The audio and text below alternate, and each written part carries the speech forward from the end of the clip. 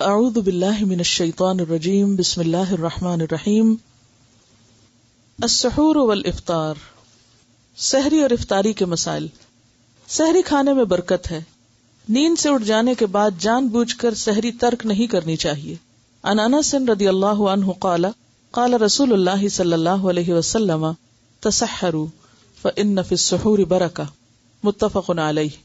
حضرت انس رضی اللہ عنہ سے روایت ہے کہ رسول اللہ صلی اللہ علیہ وسلم نے فرمایا، سحری کھاؤ کیونکہ سحری کھانے میں برکت ہے۔ اسے بخاری اور مسلم نے روایت کیا ہے۔ اور برکت کا معنی یعنی تھوڑا بھی کھا لے تو اس سے انسان کی سیٹسفیکشن ہو جاتی ہے، اور بالکل اگر کچھ نہ کھائے تو اس سے ایک اور طرح کی فیلنگ ہوتی۔ دوسری بات یہ کہ جو کھانا بابرکت ہوتا ہے وہ انسان کی صحت کا بھی ضامن ہوتا ہے، یعنی اس وقت کا کھانا جو ہے وہ انسان کے لیے کئی قسم کے فائدے رکھتا ہے۔ رمضان المبارک میں فجر کی اذان سے پہلے سحری کے لیے اذان دینا سنت ہے، یعنی سحری کے لیے جگانے کو جو اذان دی جاتی ہے، سحری کا وقت بتانے کو، تو وہ اذان بھی دی جا سکتی ہے۔ عن عائشہ رضی اللہ عنہا ان بلالا رضی اللہ عنہ کان یؤذن بلیل فقال رسول اللہ صلی اللہ علیہ وسلم کلوا واشربوا حتى یؤذن ابن ام مکتوم فانه لا یؤذن حتى یطلع الفجر، متفق علیہ۔ حضرت عائشہ رضی اللہ عنہا سے روایت ہے کہ حضرت بلال رضی اللہ عنہ رات کو سحری سے قبل آذان دے دیا کرتے تھے، چنانچہ رسول اللہ صلی اللہ علیہ وسلم نے فرمایا، اس وقت تک کھاؤ پیو جب تک کہ ابن ام مکتوم آذان نہ دے دیں، اس لیے کہ ابن ام مکتوم اس وقت تک آذان نہیں دیتے جب تک فجر نہ ہو جائے۔ اسے بخاری اور مسلم نے روایت کیا۔ اب بھی اگر آپ سعودی عرب جائیں تو آپ نے دیکھا ہوگا کہ تہجد کی آذان اسے بولتے ہیں عام طور پر، اور وہ کچھ وقت پہلے ہوتی ہے فجر کی آذان سے۔ اس وقت عموماً لوگ تہجد کے لیے حرم میں جاتے ہیں، اور پھر فجر کی اذان ہوتی تو فجر کی نماز پڑھی جاتی، اور ان دو کے درمیان کا وقت عام طور پر سحری کھانے کا وقت ہوتا ہے۔ افطار میں جلدی کرنا اور سحری میں دیر سے کھانا انبیاء کرام کا طریقہ ہے، یعنی سحری بہت جلدی نہیں کر لینی چاہیے کہ رات 12 بجے کر کے آپ سو جائیں۔ عن ابی الدرداء قال قال رسول اللہ صلی اللہ علیہ وسلم ثلاث من اخلاق النبوة تعجیل الافطار وتأخیر السحور ووضع الیمین علی الشمال فی الصلاة، رواہ الطبرانی۔ حضرت ابو درداء رضی اللہ عنہ روایت کرتے ہیں کہ رسول اللہ صلی اللہ علیہ وسلم نے فرمایا، 3 باتیں اخلاق نبوت میں سے ہیں، یعنی نبیوں کا طریقہ رہی ہیں۔ نمبر 1، روزہ جلدی افطار کرنا، اور جلدی سے مراد سورج غروب ہوتے ہی، وقت ہونے کے فوراً ساتھ ہی۔ نمبر 2، سحری دیر سے کھانا، یعنی آخری وقت میں کھانا، وقت کے بعد نہیں، وقت تک۔ نمبر 3، نماز میں دایاں ہاتھ بائیں ہاتھ کے اوپر رکھنا۔ اسے طبرانی نے روایت کیا ہے۔ سحری کھاتے آذان ہو جائے تو کھانا فوراً ترک کرنے کی بجائے جلدی جلدی کھا لینا چاہیے، یعنی ایک دم ابرپٹلی سٹاپ نہیں کرنا چاہیے۔ عن ابی ہریرہ رضی اللہ عنہ قال قال رسول اللہ صلی اللہ علیہ وسلم اذا سمع احدکم النداء والاناء على يده فلا يدعه حتى يقضي حاجته منه، رواہ ابو داود۔ حضرت ابو ہریرہ رضی اللہ عنہ سے روایت ہے کہ رسول اللہ صلی اللہ علیہ وسلم نے فرمایا، جب کوئی آدمی آذان سنے اور پینے کا برتن اس کے ہاتھ میں ہو تو اسے فوراً نہ رکھ دے بلکہ اپنی ضرورت پوری کر لے۔ اسے ابو داؤد نے روایت کیا۔ اب دیکھیے کہ کتنی حکمت ہے، کھانے کی وجہ پینے کا برتن کہا گیا ہے، کیونکہ یا تو آخر میں پانی پیتے ہیں یا چائے پیتے ہیں۔ تو چائے پیتے وقت یعنی بازو کو تھوڑی سی رہتی ہے تو اس کو اذان ہوتے ہوتے مکمل کر لیں، لیکن یہ نہیں کہ ایک کپ پینے کے بعد ایک اور بھی انڈیل لیں۔ روزہ افطار کرنے کے لیے غروب آفتاب شرط ہے۔ عن عمر رضی اللہ عنہ قال قال رسول اللہ صلی اللہ علیہ وسلم اذا اقبل اللیل من ها هنا وادبر النهار من ها هنا وغربت الشمس فقد افطر الصائم، متفق علیہ۔ حضرت عمر رضی اللہ عنہ کہتے ہیں، رسول اللہ صلی اللہ علیہ وسلم نے فرمایا، جب رات آ جائے، دن چلا جائے اور سورج غروب ہو جائے تو روزہ دار روزہ کھول لے۔ اسے بخاری اور مسلم نے روایت کیا ہے۔ دوران سفر جہاز پر سوار ہوتے وقت اگر روزہ افطار کرنے میں 15 منٹ باقی ہوں، لیکن پرواز کی مطلوبہ بلندی پر پہنچ کر سورج 1 گھنٹے بعد غروب ہوا تو روزہ بھی 1 گھنٹے بعد ہی افطار کیا جائے گا۔ اسی طرح سحری کے وقت کا تعین بھی حاضر جگہ اور مقام کے لحاظ سے کیا جائے گا۔ اس میں بہت دلچسپ بات ہے۔ ایسا ہوا کہ ایک مرتبہ رمضان میں سفر تھا تو لوگ فلائٹ پہ بیٹھے ہوئے تھے، تو جو ہی ابھی فلائٹ اٹھ رہی تھی تو افطار کا وقت ہو گیا۔ تو انہوں نے اعلان کر دیا کہ افطار کر لیں. لوگوں نے افطار کر لیا اور جب فلائٹ سٹیبل ہوئی اوپر گئی تو سورج نظر آ گیا اور لوگوں نے شور مچا دیا کہ ہمارا روزہ خراب کر دیا ہے، ابھی تو سورج غروب ہی نہیں ہوا. تو یقیناً جب آپ اوپر جا کے دیکھیں گے تو سورج ابھی نظر آ رہا ہوگا، نیچے ہوں گے تو سورج آپ کو نہیں دکھے گا.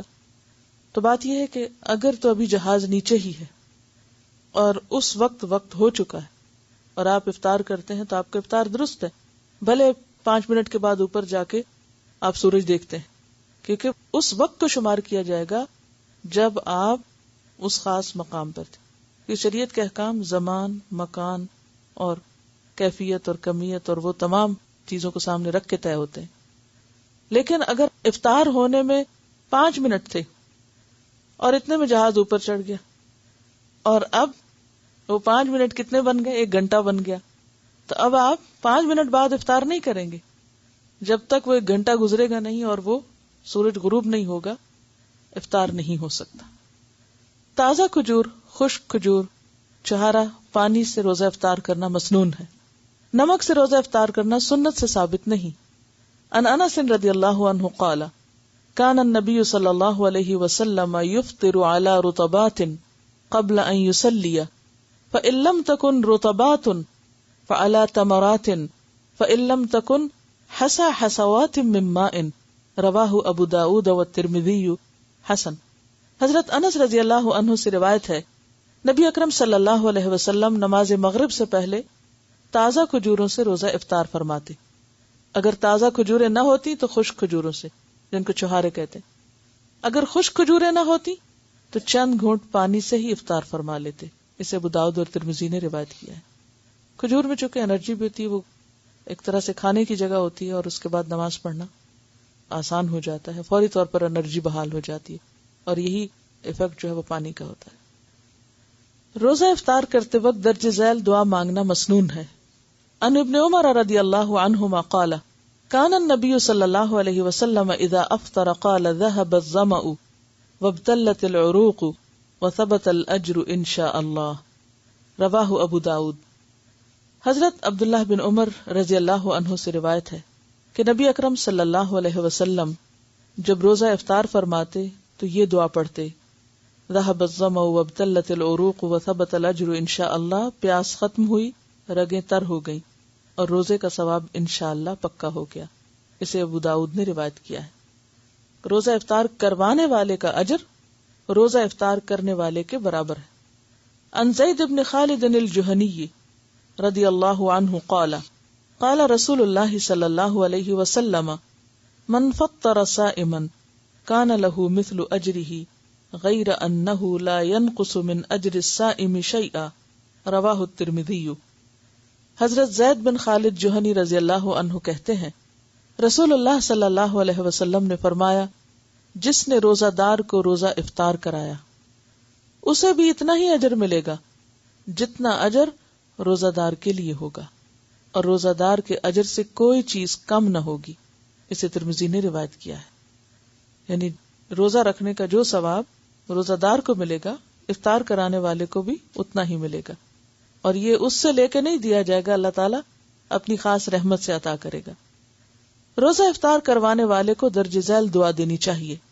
ان انس رضی اللہ عنہ قال كان رسول اللہ صلی اللہ علیہ وسلم اذا افطر عند قوم قال افطر عندكم الصائمون واكل طعامكم الابرار وتنزلت علیکم الملائکۃ. رواہ احمد. حضرت انس رضی اللہ عنہ کہتے ہیں رسول اللہ صلی اللہ علیہ وسلم جب کسی کے ہاں روزہ افطار فرماتے تو ان کو یہ دعا دیتے. کیا؟ افطر عندکم الصائمون واکل طعامکم الابرار وتنزلت علیکم الملائکہ. اس کا ترجمہ ہے روزہ دار تمہارے ہاں روزہ افطار کرتے رہیں، یعنی آئندہ بھی تمہیں یہ موقع ملتا رہے. نیک لوگ تمہارا کھانا کھاتے رہیں اور فرشتے تمہارے ہاں نازل ہوتے رہیں، یعنی رحمت لے کر. کسی بھی جگہ فرشتوں کا نازل ہونا باعث رحمت ہے، الا یہ کہ کوئی مجرم قوم ہو. اسے احمد نے روایت کیا ہے. اس کا یہ مطلب نہیں کہ بھاری بھاری افطاریاں ہی کرائی جائیں تو تب یہ ثواب ہو سکتا ہے. آپ ایک کھجور سے ایک گھونٹ پانی سے بھی کسی کا روزہ کھلوا دیتے ہیں تو اس سے بھی یہ ثواب ہوتا ہے. بعض اوقات ایک کام بظاہر ٹھیک نظر آ رہا ہوتا ہے لیکن اس کا نتیجہ درست نہیں ہوتا. تو ہمیشہ نتیجے کو دیکھ کر کام کا آغاز کریں. اگر افطار کرانے کا ثواب بہت زیادہ ہے تو دوسری طرف اس چیز کو بھی ذہن میں رکھیں کہ یہ نہیں کہ سارا دن آپ اتنے ہلاک ہو جائیں کہ پھر آپ اپنی تراویح بھی چھوڑ دیں اور اگلے دن کی سحری بھی خطرے میں پڑ جائے اور نمازیں بھی آپ کی جلدی جلدی ہوں. تو ایک نیکی کرتے وقت دوسری نیکیوں کو ختم نہیں کرنا بلکہ ہر کام اعتدال کے ساتھ. السلام علیکم ورحمۃ اللہ وبرکاتہ.